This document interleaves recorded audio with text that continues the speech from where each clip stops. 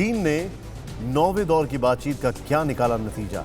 भारत की नई ताकत से क्यों खौफ में है चीन और पाकिस्तान? गलवान के बलवानों को सर्वोच्च सम्मान।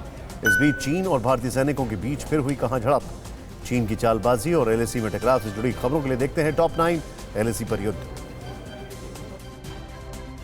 भारत चीन के सैनिकों के बीच सिक्किम के नाकुला में बिना हथियारों की झड़प हुई, लेकिन देश के शूरवीरों ने चीन के सैनिकों को खदेड़ दिया। इस झड़प में चीन के 20 सैनिक घायल हुए हैं। सेना के आधिकारिक बयान में कहा गया है कि चीन से मामूली झड़प हुई है, जिसे कमांडर लेवल पर सुलझाया गया है। ये नया विवाद बीते 20 जनवरी का है।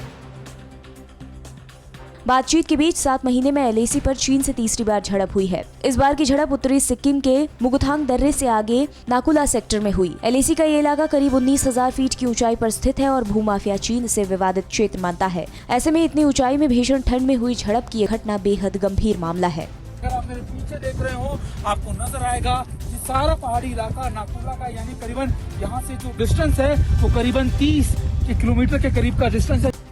चीन ने अब सिक्किम में हुई झड़प को भी ढकने की कोशिश की है। ग्लोबल टाइम्स ने दावा किया कि इंडियन मीडिया ने चीनी और भारतीय सैनिकों में 3 दिन पहले झड़प का दावा किया है, जबकि ग्लोबल टाइम्स को एक सूत्र ने बताया कि ये रिपोर्ट्स फेक है। पीएलए के फ्रंटलाइन पेट्रोल लॉग्स में ऐसा कुछ दर्ज नहीं है। चीन के साथ 9वें दौर की बातचीत में भी कोई ठोस नतीजा नहीं निकला। मोल्डो में हुई कोर कमांडर लेवल की बैठक करीब 15 घंटे तक चली। वार्ता में डिसएंगेजमेंट और डीएस्केलेशन पर जोर दिया गया। इस बैठक में विदेश मंत्रालय के प्रतिनिधि भी विशेष तौर पर शामिल हुए। अब पीएमओ को इस बैठक का पूरा ब्यौरा दिया जाएगा। सूत्रों के मुताबिक 9वें राउंड की बैठक में प्रस्ताव रखा गया था कि पैंगोंग झील के उत्तरी इलाकों के फिंगर एरिया को फिलहाल नो मैंस लैंड बनाया जाए। भारत ने अपने सख्त रुख पर कायम रहते हुए चीन से पहले की स्थिति बहाल करने और फिंगर 4 इलाके के साथ देपसांग से सैन्य जमावड़े को हटाने को कहा। मोल्डो में ये मीटिंग चीन के कहने पर बुलाई गई थी। भारतीय सेना की तरफ से 14वीं कोर के commander lieutenant general PGK Menon ने नेतृत्व किया। उनके साथ विदेश मंत्रालय के अधिकारी भी मौजूद थे। वहीं चीन की ओर से पीएलए सेना के दक्षिणी झिंगजियांग डिस्ट्रिक्ट के कमांडर इस वार्ता को लीड कर रहे थे।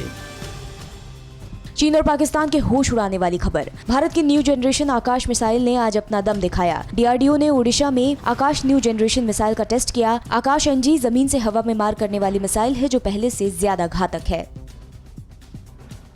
एलएसी तनाव के बीच आज अंडमान रीजन में हिंद की तीनों सेनाएं जबरदस्त जॉइंट ड्रिल कर रही हैं। इस कवच ट्रेनिंग प्रोग्राम में दक्षिण कमांडर के जवान, नेवी के कमांडोज के अलावा सबमरीन नेवी की landing ship, Jaguar maritime strike और ट्रांसपोर्ट एयरक्राफ्ट भी शामिल है।